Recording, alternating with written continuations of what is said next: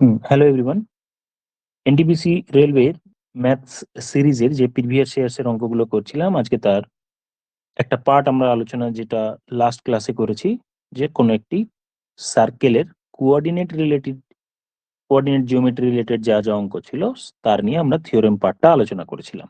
কিছুটা বাকি ছিল, সেই কিছু পার্ট যেটা বাকি ছিল সেই কোয়েশ্চেনগুলো আমরা একটু বা টপিক্সটা একটু বলে নিয়ে তারপর দেখবে প্রিভিয়াস ইয়ার্সের কোয়েশ্চেনগুলো তোমরা নিজেরাই করতে পারবে। আচ্ছা, পড়ছিলাম আমরা সার্কেল। তো সার্কেলের কি কি পার্ট পড়েছি? ইকুয়েশন অফ সার্কেল, এই পার্টটা আমরা আলোচনা করেছি।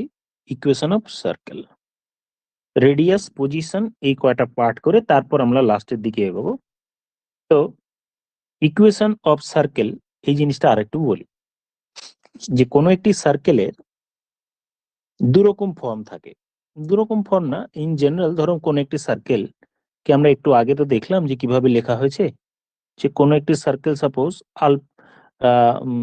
এইচ কমা কে পয়েন্ট দিয়ে যাচ্ছে, তখন আমরা লিখবো এক্স মাইনাস এইচ তার whole square plus y minus k তার হোল স্কোয়ার ইকুয়াস টু রেডিয়াসের স্কোয়ার বা এ স্কোয়ার।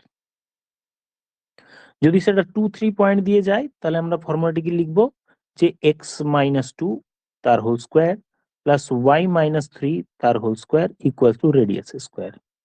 এবার রেডিয়াসটা দেয়া থাকতে পারে, আদারওয়াইজ রেডিয়াস সম্পর্কে আমরা শিখবো একটু পরে।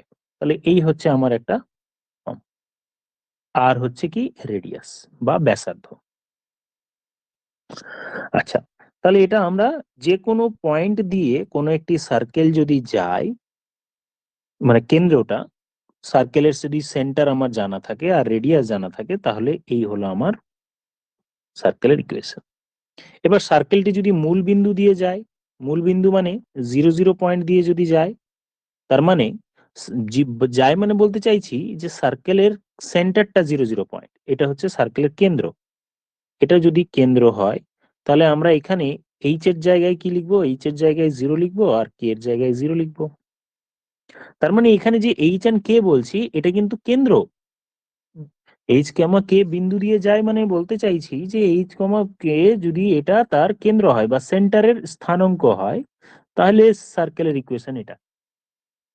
আরেকবার বলি, ধরো আমি বললাম যে কোনো একটি সার্কেলের সেন্টার হচ্ছে 2,3, এটা ঠিক করে একবার ঠিক করে নেওয়া যায়। কোনো একটি সার্কেলের সেন্টার যদি 2,3 হয় তাহলে তার ইকুয়েশন কি হবে? এটা 2,3 বিন্দু দিয়ে যায় বলাটা ঠিক হয়নি, তো বলবো যে সেই সার্কেলের সেন্টার যদি 2,3 হয় তাহলে তার ইকুয়েশন হচ্ছে এইটা।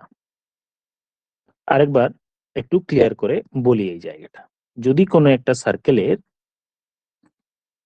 আমার সেন্টার জানা থাকে, যদি কোনো একটি সার্কেলের সেন্টার আমার জানা থাকে তাহলে এটাকে আমি একটু ফ্রেশ ভাবে বলবো, সেন্টার জানা থাকে। ধরো সেন্টার দেয়া আছে, কোনো একটি সার্কেলের সেন্টার আমার এ কমা বি, আর তার রেডিয়াস বা ব্যাসার্ধ আমার জানা আছে আর, তাহলে ইকুয়েশন অফ এ সার্কেল কি হবে? এক্স মাইনাস এ তার whole square plus y minus b তার হোল স্কোয়ার ইকুয়াল টু রেডিয়াসের স্কোয়ার।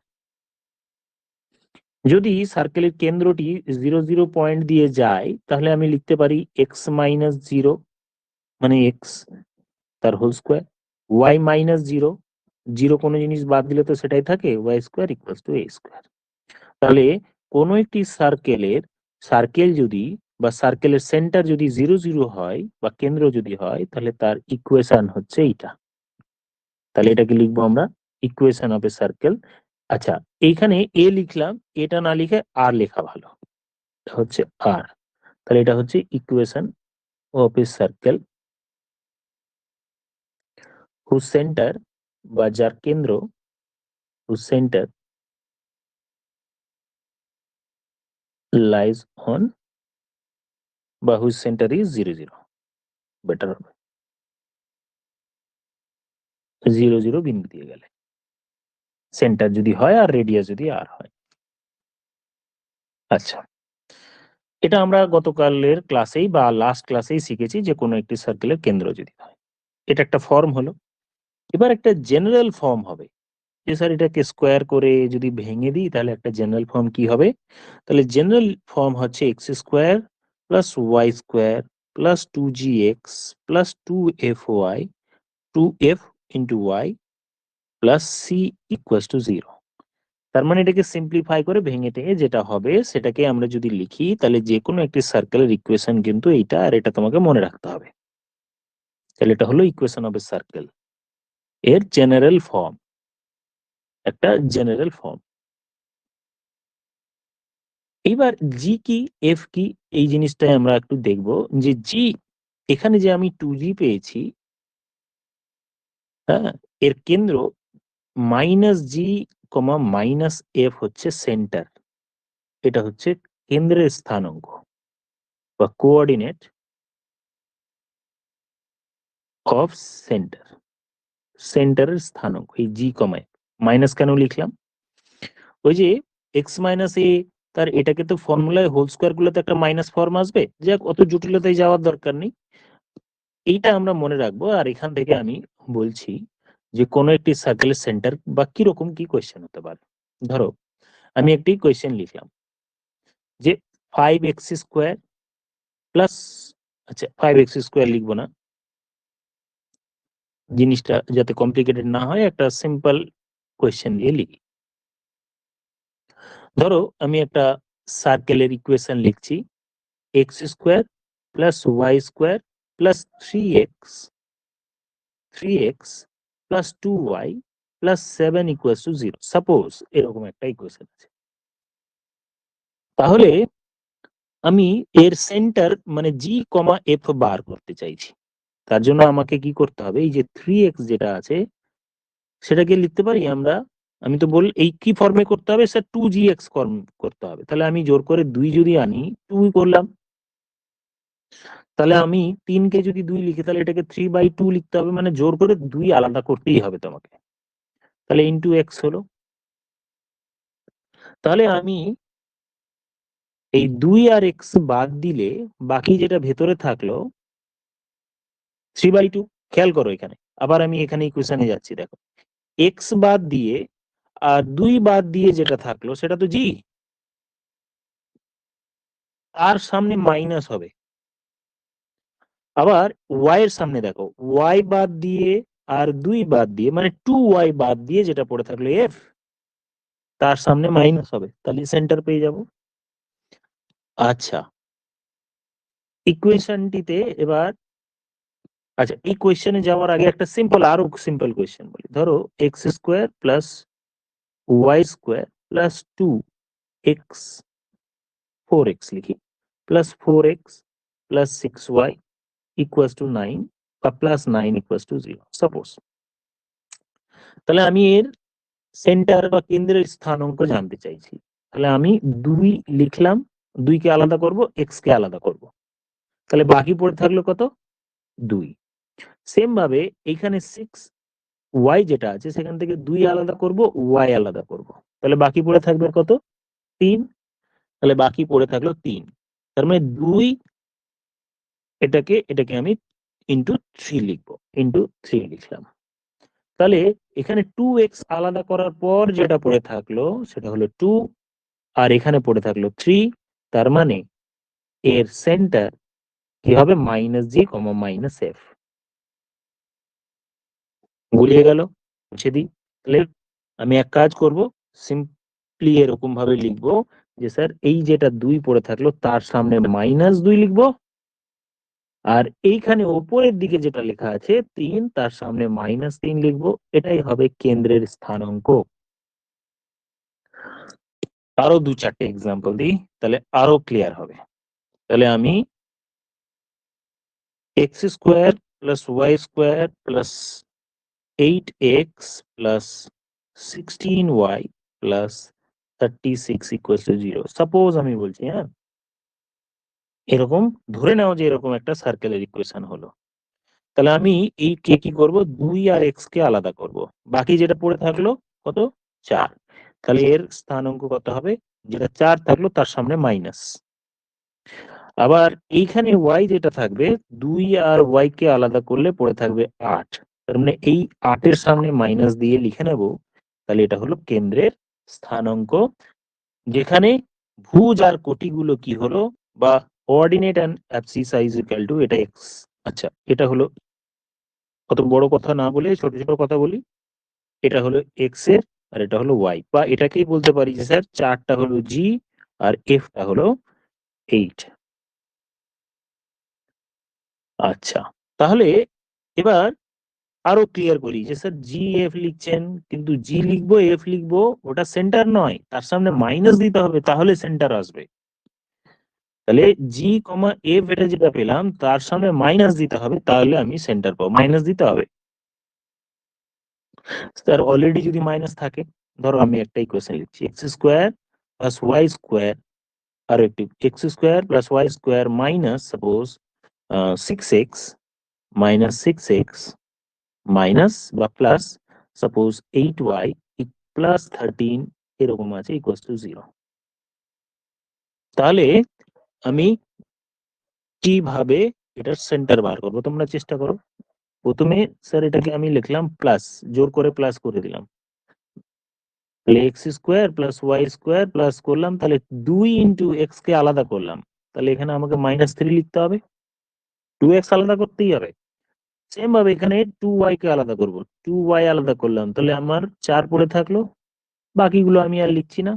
তাহলে আমার এখানে সেন্টার কি, এটা আমার জি বেরোলো আর এটা এফ বেরোলো, তার মানে জি এর ভ্যালু -3, এফ এর ভ্যালু হলো 4। তাহলে সেন্টার তো জি এফ নয়, সেন্টার তো -জি কমা -এফ, এইটা হলো আমার সেন্টার, -জি কমা -এফ। তাহলে জি এর ভ্যালু কত, -3 পেয়েছি, ব্র্যাকেট করে আলাদা রেখে রেখেছি, তাহলে -3, আর এফ এর ভ্যালু -4, 4, তার মানে এটা হলো 3, -4, এটা হলো কেন্দ্রের স্থানাঙ্ক। তাহলে আমাকে 2 কে আলাদা করে নিতে হবে, তারপরে আমি বলতে পারবো কি। হুম, এবার একটু এক কাজ করি, প্রিভিয়াস ইয়ার্সে আসা কোয়েশ্চেন আমি একটু আলোচনা করি, যেটুকু শিখলাম তার উপর বেস করে দেখি, তাহলে কনফিডেন্সটা বাড়বে যে কি ব্যাপার। কোয়েশ্চেন নাম্বার 1 করার আগে আমরা একটা বার করি যে একটা কোয়েশ্চেন সহজ দেখো, আর একটু বলে নিলে মনে হয় ভালো হতো।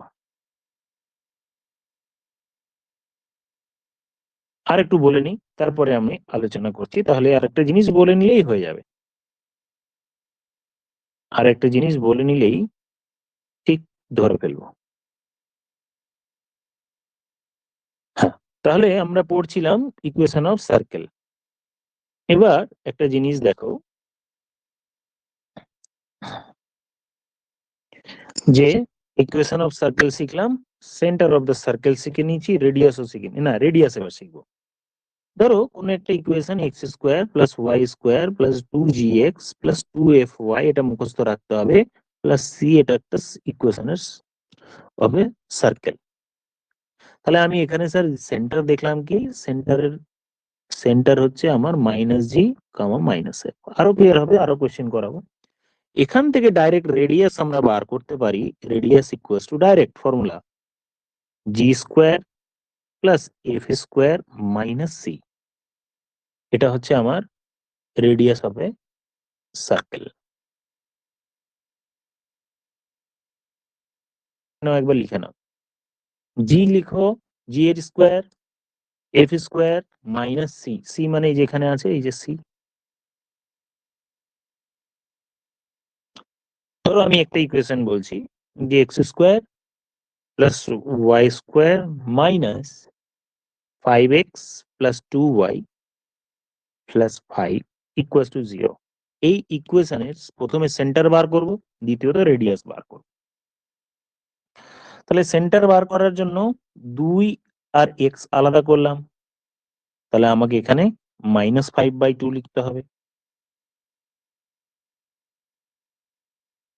ছিল তো 5x, ধরো আমি 5x আছে, -5x, আমি 2 আলাদা করে নিতে চাইছি, x আলাদা করে নিতে চাইছি, তাহলে আমি এখানে কত গুণ করব, তাহলে আমি -5/2 যদি মাল্টিপ্লাই করি, তাহলেই কাটাকুটি করে আমার সেম জায়গায় পৌঁছে যাবে। দেখো 5 দিয়ে কাটলাম -5x, তার মানে এইটা হলো আমার জি।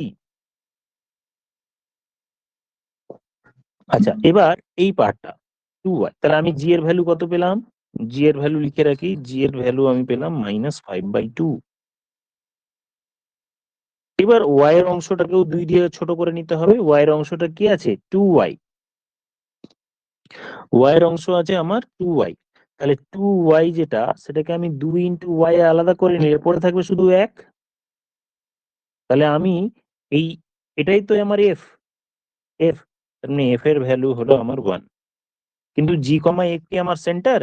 সেন্টার তো নয়। আমার সেন্টার তো আমার -g, -f, এইটা সেন্টার। তাহলে -g মানে এই যে জি এর ভ্যালু যদি -5/2 হয় তাহলে -g ইজ ইকুয়াল টু তাহলে 5/4, মাইনাস মাইনাসে প্লাস হয়ে যাবে 5/2। 5/2 এটা একটু অন্য কালিতে লিখি। তাহলে আমি জি এর ভ্যালু সামনে মাইনাস যদি দিয়ে দিই তাহলে আমার হয়ে গেল 5/2।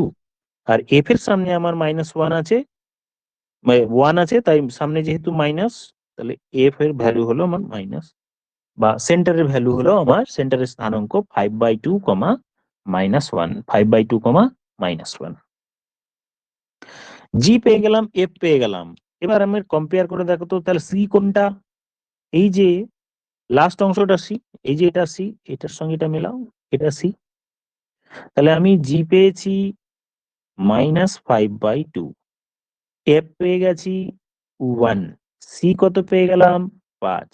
তাহলে আমার যদি রেডিয়াস বার করতে বলে, আমি এক্ষুনি একটি যে ফর্মুলা লিখলাম, √g², জি এর স্কোয়ার, জি মানে তো -5/2, স্কোয়ার করলে মাইনাসটা প্লাস হয়ে যাবে, তাহলে 25/4। এফ স্কোয়ার, এফ এর ভ্যালু তো 1, 1 এর স্কোয়ার করলে 1 হবে, মাইনাস সি, সি মানে কত? 5। ব্যাস, এটাকে আমি সিম্পলিফাই করব। 29 - 20 যদি করি তাহলে 9/4, আর বর্গমূল করলে 9/4 এটা আমার হয়ে যাবে 3/2। আমি পেয়ে গেলাম রেডিয়াস। তাহলে আমাকে জি বার করতে হবে, এফ বার করতে হবে। যদি আমার সেন্টার চাই তাহলে -g, -f হবে আমার। হয়ে গেল আমার। কি কি শিখলাম? সেন্টার বার করা শিখলাম, রেডিয়াস বার করা শিখলাম, জিএফ বার করার শিখে নিলাম। আচ্ছা, এবার আমি দেখি যে কি রকম কোয়েশ্চেন ছিল, এবার পারা যাচ্ছে কিনা। বলো, এইবার দেখো তো এবার খুব সুন্দরভাবে হচ্ছে কিনা। যে দেখো, এনটিপিসি সিবিটি 1 2021, মানে 21-এ পরীক্ষা হয়েছে, ফর্ম ফিল আপ 19-এরটা। তো আমার জি বার করব, যে স্যার সেন্টার বার করতে হবে রেডিয়াস। কোয়েশ্চেনে যদি সেন্টার বলতো তাহলে আমি এটাকে 2 দিয়ে আলাদা করে 2 ইন্টু এক্স যদি করি, আছে তো আমার 7x, তাহলে আমাকে 7/2 লিখতে হবে। তার মানে আমি জি এর ভ্যালু পেয়ে গেলাম কত? 7/2। আচ্ছা, এবার আমি করব 4y, 4y, তার মানে 2 ইন্টু ওয়াই কে আলাদা করলাম, বাকি পড়ে থাকলো 2। তাহলে এফ এর ভ্যালু আমি পেয়ে গেলাম 2। যদি আমাকে সেন্টারের স্থানাঙ্ক বলতো তাহলে আমি কি লিখতাম? -7/2, কারণ আমার তো জি কমা এফ না, -g, -f, এটা হলো সেন্টারের স্থানাঙ্ক বা কোঅর্ডিনেট। এবার -2 লিখে দিতাম, তাহলে এটা আমার সেন্টার পেতাম। যেহেতু আমার রেডিয়াস চেয়েছে, তাহলে আমি ফর্মুলাতে লিখবো g² + f² - c। g² মানে 7/2, তার হোল স্কোয়ার করলে 49/4। এফ, এফ এর ভ্যালু 2, 2 এর স্কোয়ার করলে 4, মাইনাস সি। এবার বলো তো সি কত? এই যে সি ওপরে আছে, এই যে সি, এই কনস্ট্যান্ট টার্ম, এইটা এটাই সি। সি মানে হচ্ছে আমার 9, এইটা হচ্ছে সি, কনস্ট্যান্ট টার্মটা লাস্টেরটা। তাহলে সি এখানে 9, তাহলে 9 বসিয়ে দিলাম। ঠিক আছে?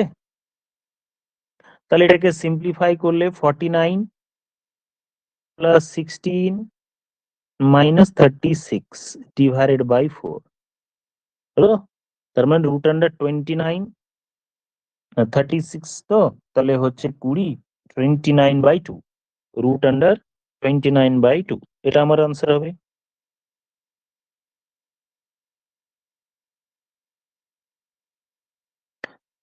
ওকে, ক্লিয়ার হলো আনসার?